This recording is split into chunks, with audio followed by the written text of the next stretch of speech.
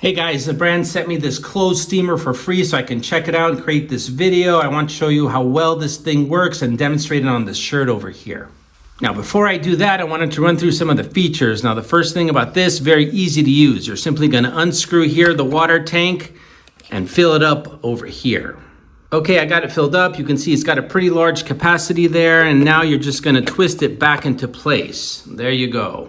You're going to plug it into any household outlet. Now, the nice thing about this, it's got an on-off button. So now that it's plugged in, I'm simply going to press it. There you go. You can see how quickly this thing warms up. You can see that abundant steam coming out. It also comes with this brush clip. Okay, so just within about 15 seconds, it's ready to go. So let's put it on the shirt here. Let's see how it works. You can see immediately the wrinkles start coming out. That's because of that nice warm steam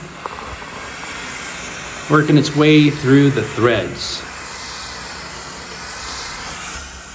Now I'm only going to do this one side here and then we'll compare it to the other side.